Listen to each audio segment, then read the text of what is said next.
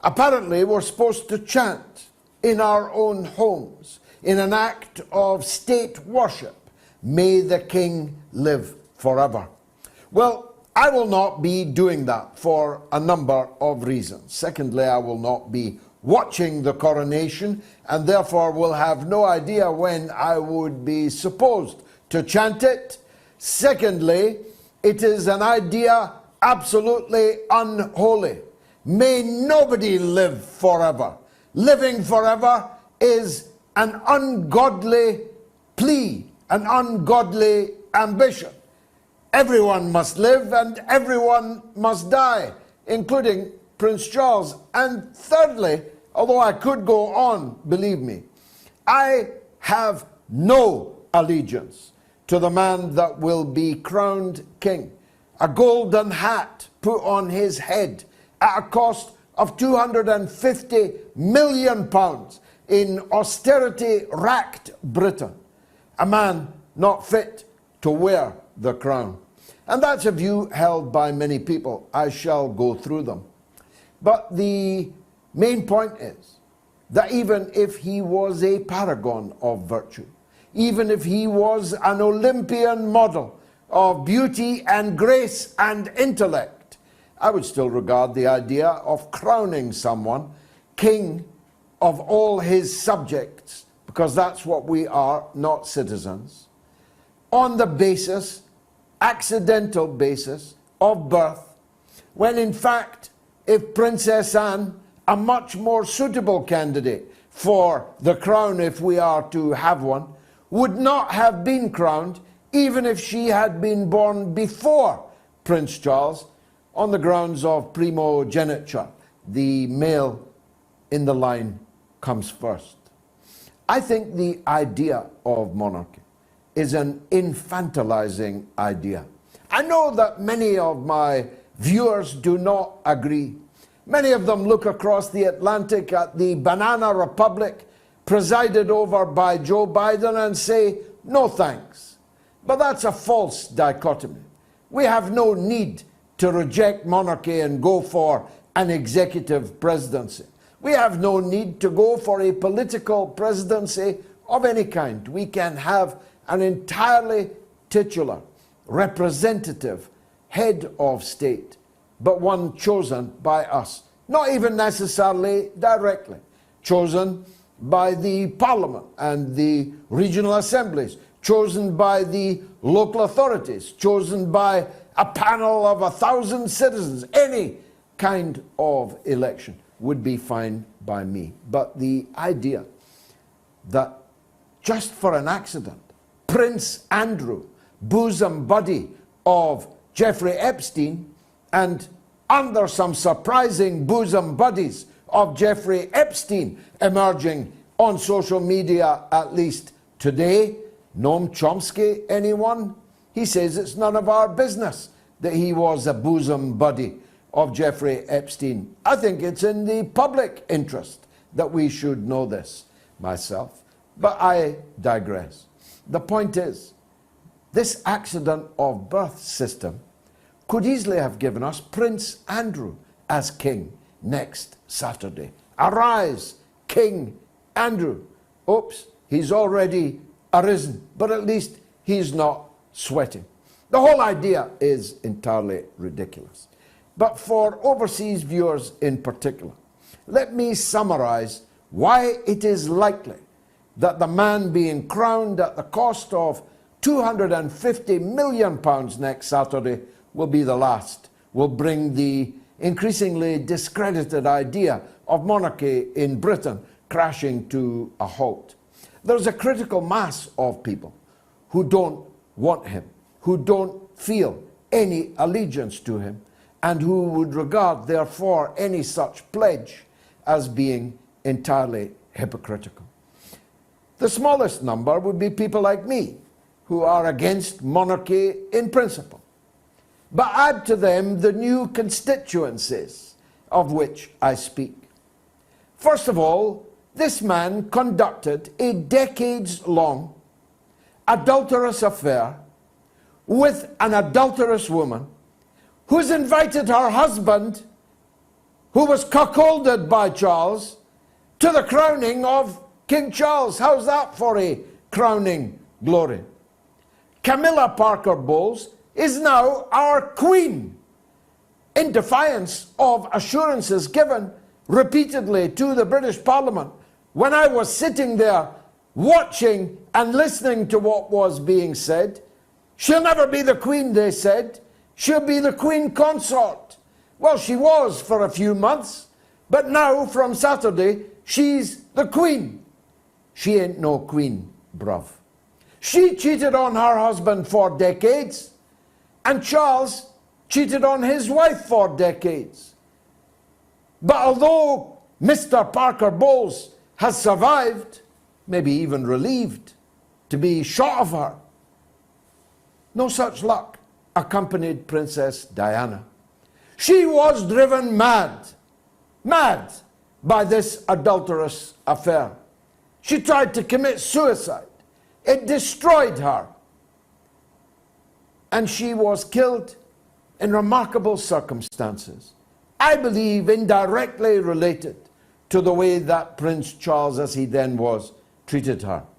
So everybody in Britain that loved Diana, and believe me, that was many more millions than ever loved Charles, cannot accept Camilla Parker Bowles as their queen, and cannot accept the man whose conduct indirectly led to the death of Diana as their king. There's another new constituency.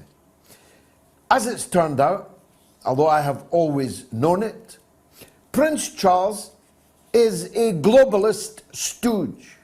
He is a man in thrall to the alphabet soup, WEF, WHO, UNO, any fad, any new thing, he fastens onto it with an extraordinary gusto, even when there is no basis for it, and even when his now subjects are increasingly opposed to it. His statement, for example, in the German Bundestag just a couple of weeks ago, made it clear he was wholly opposed to Britain leaving another of his favourite acronyms, the EU. But it's not his business to be for or against Britain leaving the EU. That was our business, and we decided it. And for the man who's supposed to be our king to go abroad and disrespect the will of the British people, worst of all in Berlin, in the Bundestag, was an affront. His kissing and cuddling, cavorting, rubbing cheeks with Klaus Schwab, with the Greta Thunbergs, with the faddists of the climate change issue, the faddists of gender change, the faddists of LGBTQ++, is anathema to millions of Charles's subjects who would once have been the loyal monarchists that they were during the reign of his mother, Queen Elizabeth. A woman just wrote on my social media, I was a royalist, and then the Queen died, and that was that. And I think that that feeling is abroad, widespread in Britain. And I'll get a better idea of that when I see what you are voting on, what is turning out to be a bumper poll on all the platforms that I have mentioned. I'm dedicating this show to the two great events that occurred on this day, and not coincidentally. The greatest and most important of them took place in Berlin on this day in 1945. The banner of victory was hoisted over the rubble of the German capital of Berlin, which was intended to be the center of a 1,000-year Reich, in which all Jews would have been annihilated, in which all Slavs would have been annihilated, all gay people, all disabled people, all people with mental illness, all Jehovah's Witnesses, all adherents of any ideology or religion that challenged the idea of Hitler fascism and his allies, Mussolini in Italy and Tojo in Japan, who brought about the deaths of 100 million people almost in the course of their rule. A rule which was intended to last, as I say, for 1,000 years. What could be more of a debt which any country, any people could owe than the debt we owe to the men that raised that banner over the Reichstag and the army from which they came, which at the cost of unbelievable sacrifice, 26 million Soviet citizens died, predominantly Russians, but all the former republics of the Soviet Union made up a Red Army, made up a civilian defense force, made up a force of partisans, made up a workforce whose military industrial production made possible the victory of the Red Army on this day in 1945. How much more could you owe somebody than to have defeated the genocidal maniacs who might otherwise still be ruling your country and mine, who might otherwise have still us under their jackboot, might still be operating their gas chambers and their concentration camps. What more could any country owe than a debt of gratitude to the people that liberated us? There was an old man, almost 100 years old, in Poland last week, in front of the Polish Prime Minister and other grandees of the Polish state, listening to them talking about the victory of the Allies, the liberation of the camps, without ever mentioning the Russian army, the Red Army. So he, when the microphone was passed to him, as the last remaining survivor of the Warsaw Uprising, when the Jewish ghetto rose up against the fascist beasts that massacred 4 million of them, Jews and non-Jews in Poland. 4 million had been massacred. And he made two very important points that you will never see on any syllabus or ever hear on any so-called mainstream media. He said, we were massacred by Poles, by Ukrainians, as well as Germans. And secondly, he said, I don't know what history books you've been reading. I was liberated by the Soviet Red Army and nobody else. Can you imagine how well that went down amongst the Polish grandees who seek to rewrite history, who seek to forgive the mass murderers and give them weapons and take money from them? Weapons to the Ukrainians, money from the Germans, thank you very much. Who seek to forgive the perpetrators of the Holocaust in the East and West and demonize the very people whose victory meant their liberation, whose efforts liberated those camps and those remaining Jews and others who were dying, starving, and at risk of annihilation within them. I could talk all night on these matters, as you know, but I will quickly move on to this. Also on this day, the Vietnamese people smashed down the gates of the American embassy in what was then called Saigon, now Ho Chi Minh City. Smashed down the gates. The American diplomats, journalists, so-called, and other factotums were escaping from the roof in a helicopter, many of which fell from the sky, so many were on board. And so many of the factotums were kicked into the dust and told their services to the United States empire were no longer required.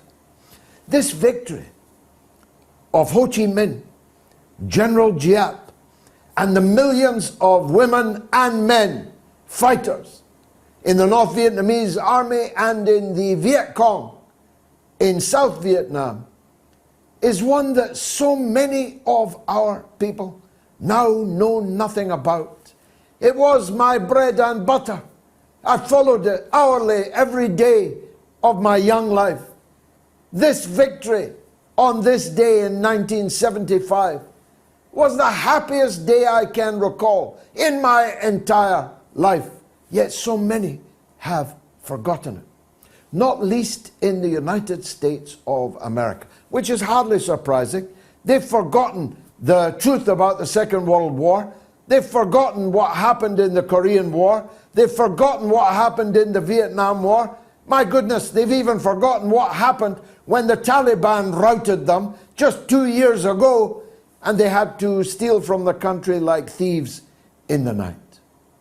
I'm talking of thieves in the night. The Scottish police have intensified their investigation into the ruling party in my country, the separatist, nationalist, so-called Scottish Nationalist Party, have intensified their investigation, now widened it into something so dark that if established, if it leads to charges, if it leads to a conviction, it will be the death of that nationalist party and hopefully the death of their hateful, narrow-minded bigotry. It's this.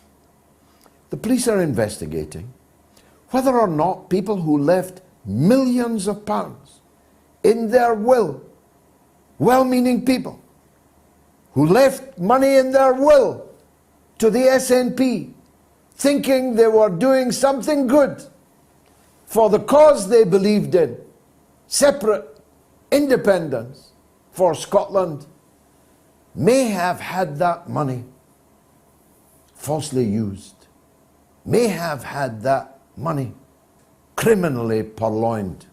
It is leading now the Scottish national media, in the newspapers, not yet on the television, they'll be last to report it.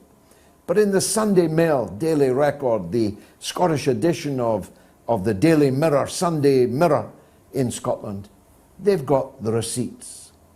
And my goodness, how damning are they? Because if true, what this represents is grave robbing that Burke and Hare might have had the grace to be ashamed of.